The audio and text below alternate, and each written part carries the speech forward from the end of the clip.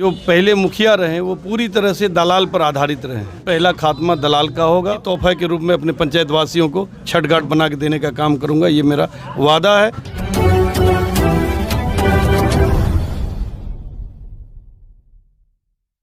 नमस्कार, मैं हूं आपका दोस्त खुर्शीद आलम और आप देख रहे हैं सेकुलर जनता।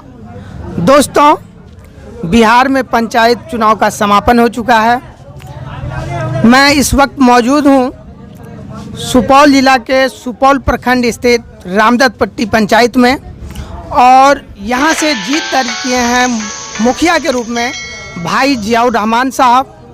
साथ ही साथ जियाउर रहमान साहब की पत्नी रूबी खातून ने पंचायत समिति का चुनाव भी जीती है।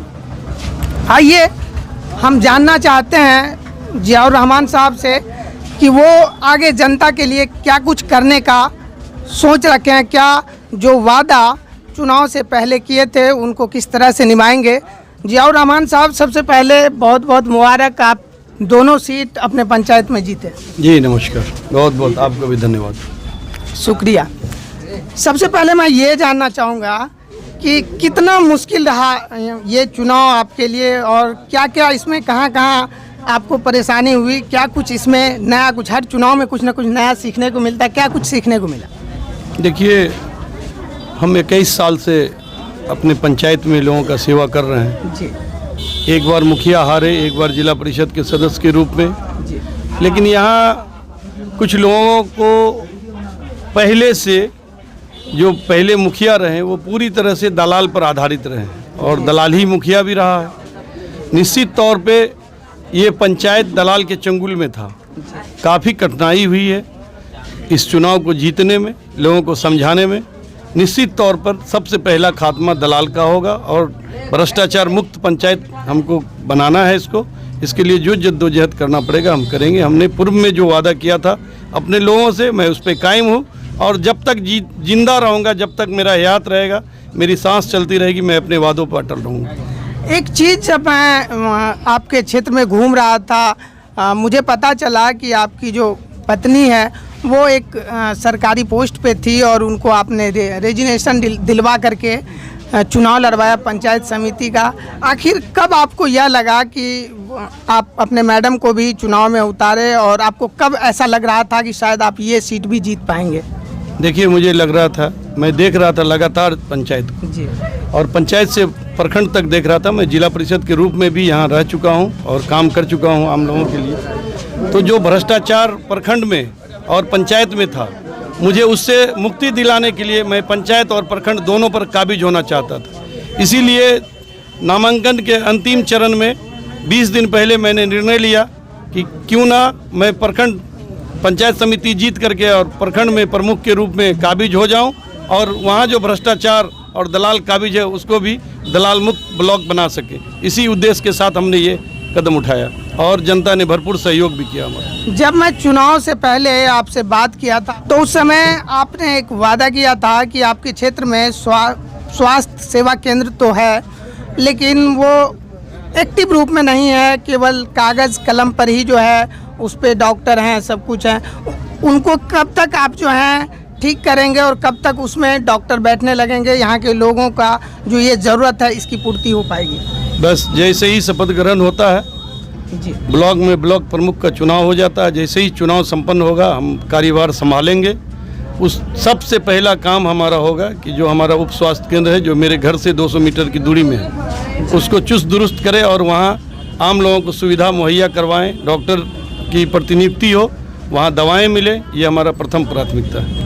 लास्ट टाइम जो मैंने बात किया था आपसे इंटरव्यू में, उसमें एक चीज़ हमें काफ़ी अच्छा लगा था आपका शब्द, जिसमें आपने बताया था कि यहाँ पे एक विशेष समुदाय के, मतलब हिंदू समुदाय के लगातार मुखिया रहने के बावजूद यहाँ पे एक छठ घाट का निर्माण नहीं हो पाया। अगर हम जीतते हैं तो सबसे पहले उनको भी चाहेंगे कि वो भी अमल में आए और एक छठ घाट का निर्माण हो। उस पे कहाँ तक आपको लगता है कि आप खरे उतरेंगे? मैं निश्चित तौर पे आज फिर से पुनः इस बात को दोहराता हूँ कि अगले साल जो छठ का पर्व होगा वो नए घाट पर और नए पोखर पे होगा। इसके लिए हम वचनबद्ध हैं।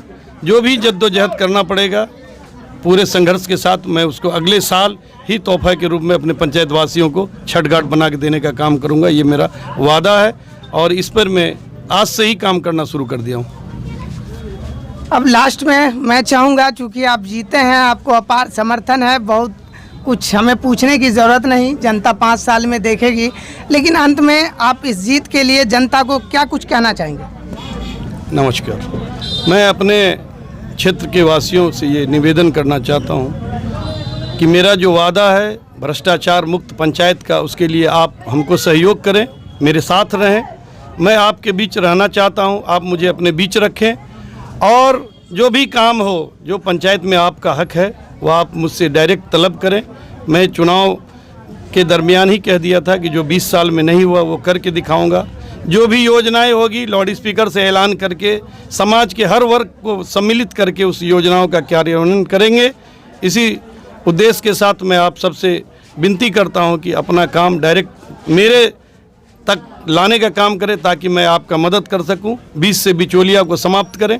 इसके लिए आप हमारा सहयोग करें, यही हमारा निवेदन है यहाँ की जनताओं से। धन्यवाद, नमस्कार। तो ये थे हमारे बीच भाई जियाउर रहमान साहब, जो अपार बहुमत से जीते, न केवल खुद का सीट जीते, साथ ही साथ अपनी पत्नी को पंचायत समिति पद से चुनाव लड़ाए और उसमें भी भारी बहुमत से जीत हासिल की। मैं बता दूं कि जियाउर रहमान साहब पहले भी जिला परिषद के रूप में इस क्षेत्र में चुनाव जीते हुए थे। ऑलरेडी तमाम तर लोग क्षेत्र के जान रहे थे। अब मैं यही उम्मीद करता हूं कि जियाउर रहमान भाई साहब जो कुछ भी वादा किए और पहले चुनाव से पहले जो कुछ भी वादा किए थे उन पर खरे उतरेंगे। इस क्षेत्र में अमन चैन और सभी धर्मों के बीच एक भाईचारा कायम रखेंगे, यही मेरा जियाउर रहमान साहब से उम्मीद है। जियाउर रहमान साहब, बहुत बहुत धन्यवाद, आपने अपना कीमती समय दिया। दोस्तों, आपको हमारा यह इंटरव्यू कैसा लगा कमेंट बॉक्स में ज़रूर लिखिएगा। और हाँ दोस्तों, अगर आपने अभी तक अपना चैनल, प्यारा चैनल सेकुलर जनता को सब्सक्राइब नहीं किया है तो सब्सक्राइब कर घंटी के बटन को ज़रूर दबा दीजिएगा। मिलते हैं फिर किसी दूसरे वीडियो में किसी दूसरे शख्सियत के इंटरव्यू के साथ। तब तक के लिए दीजिए हमें इजाज़त।